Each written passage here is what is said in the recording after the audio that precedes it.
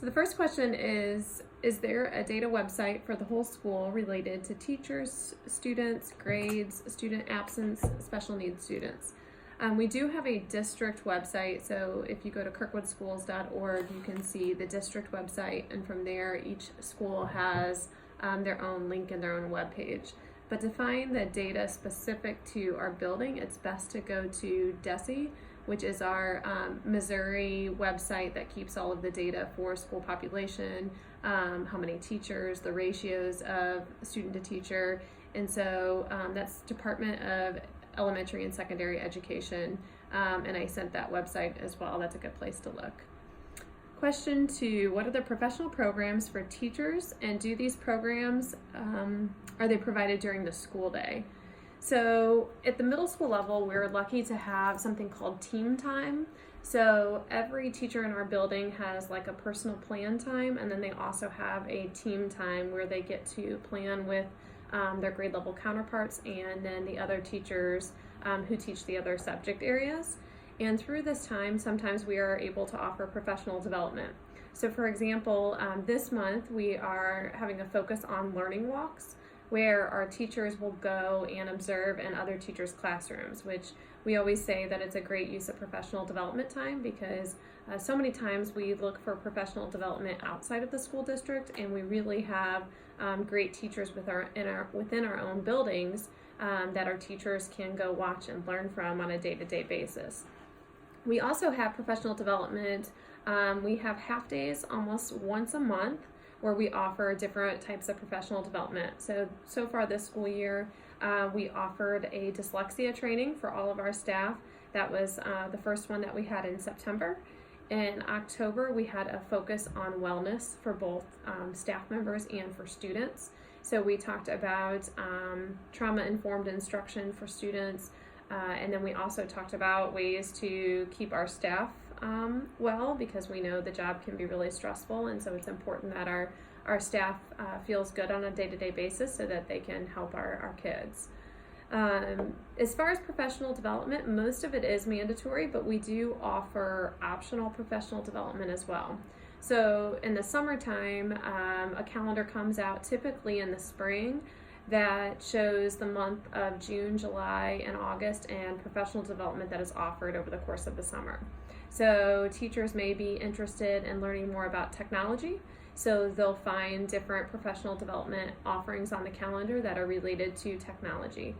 So this past year we rolled out Schoology. Schoology is a web-based program where our teachers can communicate with their classes and offer resources to students. And so since it was a new rollout, we offered a lot of professional development for Schoology. So it kind of depends on kind of what the current needs are, and then we offer different professional development based on those needs. Dyslexia has had a big impact because of recent legislation, so we've offered a lot more professional development on dyslexia recently based on that legislation and what all of our staff needs to know in order to be in compliance with that. Summertime can be a tough time for us though with professional development, because it's also a great time for teachers to take a break from school. So sometimes it's hard to get people to go over the summertime. It's not required, it is optional at that time, and so that can be a little bit more difficult for us. We do have a district-wide professional development day in February where our entire district comes together at Kirkwood High School, and we usually have some type of guest speaker in the auditorium and then breakout sessions throughout the day. We have in the past typically had that centered around educational equity, so making sure that all of our staff is properly trained on helping all students achieve success. Last year, because we had a new rollout for our iPads, so we were upgrading all of our devices here. The focus for that day was on technology that day. We brought in a national speaker and then had breakout sessions for that. As far as summer programs for students, that's what the next question is about. It depends on the level. So at high school, they have credit recovery over the summer for high school students. So if a student fails a class at Kirkwood High School, they're offered the opportunity to make up that credit over the summertime. At the middle school level, it's more of a proactive summer program. So we offer a class called Algebra Jumpstart that helps kids from 7th to 8th grade build their math skills to help them be successful in algebra in 8th grade. We offer a 7th grade leadership group, so we have kids come do leadership training on community building circles and restorative practice circles to help build their leadership skills. And at 6th grade, we offer a program to help students transition from 5th to 6th grade and help them prepare for middle school. So it kind of looks a little bit different at every grade level. Elementary also offers more of a jumpstart approach, or getting them ready for the school year. So at the high school level, it's more recovery based. At the elementary and middle school level, it's to kind of get them ready for the next school year and more of a proactive nature. Next question is, how can you manage the discipline in the school? And are there any procedures that you use for misbehavior of students? So the vision of kind of discipline, or the philosophy behind discipline, has really changed here, I would say, over the last 20 years or so. Nationally, I would say we've moved more from just a punitive approach to making sure that we also include the restorative approach. So I'll give you an example. A student is late for class repeatedly. In the past, we would say, okay, that student has a detention because of repeated tardies to class. Now, they still have a detention, but during that detention, we take a restorative approach, like they may have to fill out a reflection sheet on why they're late for class and what tools they need to help them be successful in the future. So it's really reflecting on what has happened and then trying to make changes based on that, instead of a kid just sitting silently in a detention room. Another example is if two students get into a fight at school, they are still suspended from school, just like traditionally in a punitive system they would. But as part of the restorative piece, when we bring them back to school, we bring them back to a day of in-school suspension, where a counselor can work with the students to have a restorative circle to rebuild the relationship between the students before they return to class. So the hope is, by tying in that restorative piece, we help to rebuild those relationships to prevent future issues arising. Managing discipline across the school can be challenging, because from teacher to teacher, it depends on their tolerance level, and some teachers will never refer a student to the office because they take care of all the discipline on their own. They call parents and they assign consequences. And then we have some teachers who don't feel as comfortable, and so they refer a lot more to the office, and sometimes to the counseling office, depending on the situation. At the middle school, our most challenging time for discipline is typically in unstructured settings. So that would be lunchtime or recess outside, when we have more students and not as much supervision for kids, and they just have more freedom. And so that typically is a time that's a little bit more difficult to manage the discipline in the school. It is a challenge for me at times, just because I'm also responsible for evaluating teachers as well. I'm responsible to go to IEP meetings and team meetings and set up parent meetings and go to curriculum meetings. And so with that, discipline is only one part of my job. And so sometimes that can be a challenge to be able to be available to help support everybody when I'm pulled in so many different directions. Next question is, how can you build a good relationship with the staff? I would say relationships are my strength. And so, you have some leaders who their strength might be more in content or curriculum and instruction or professional development. My strength tends to be building relationships with staff. And it helps me build trust. It helps to kind of lay that foundation for the other work that needs to happen. Also includes good communication with staff. But I would say it happens over time. It doesn't happen immediately. This is my 9th year as an administrator in this building. And the first couple of years, it was really just getting to know everybody. And I think I built relationships through my work ethic.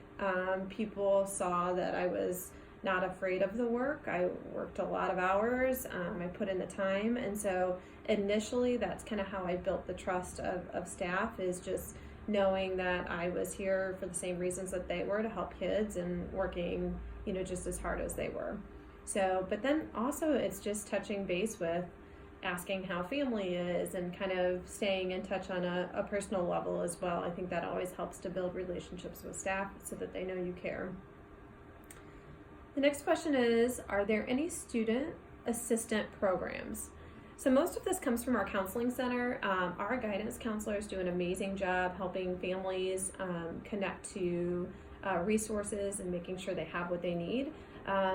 One example is we have a food pantry in our building. Once a month we collect canned foods. Our students bring in canned foods, and then we may know of families who need food. And so just last week I got a student's book bag and I filled it with food, and secretly got the book bag back to her so that the other kids did not know in the building, and then she took that home with her. So that is just one way.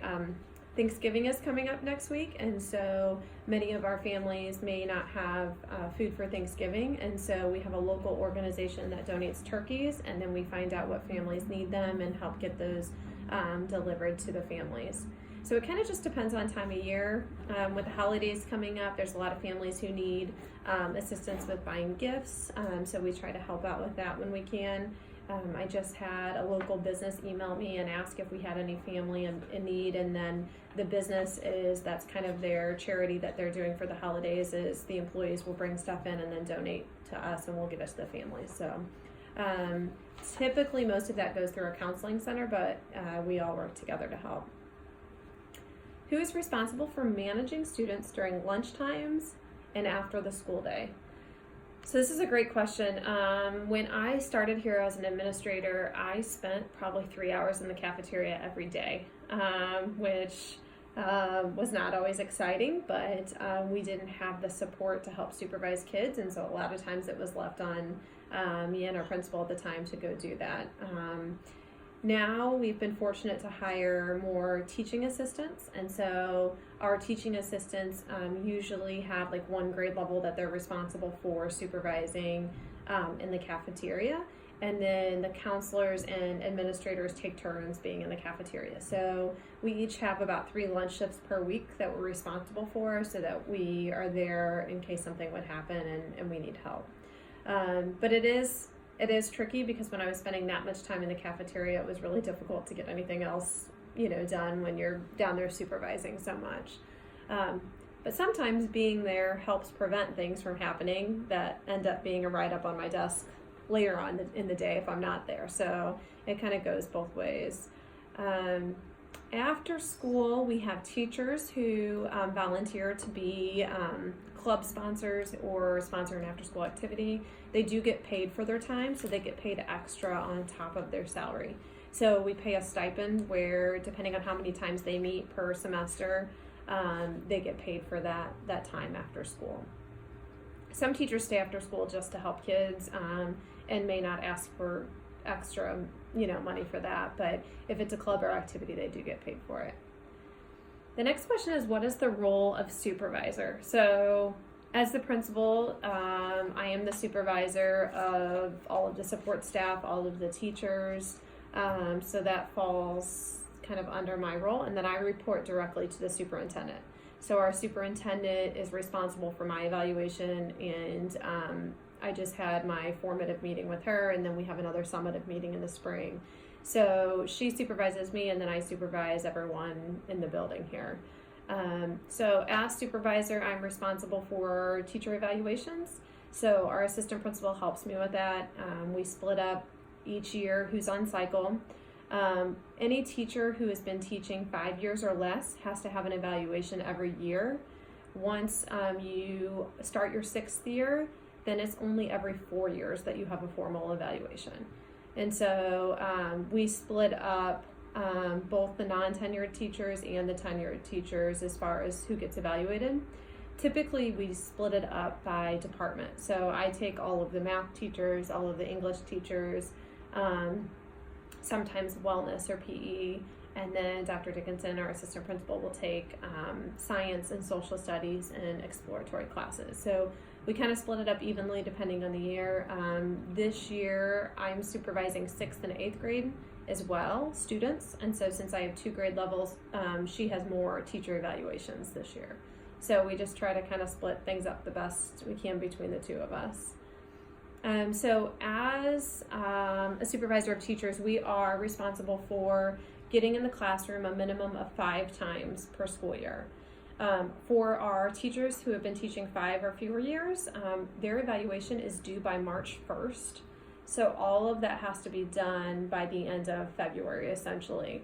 So I try to get in at least 1 time per month. 2 of those observations have to be 45 minutes or longer.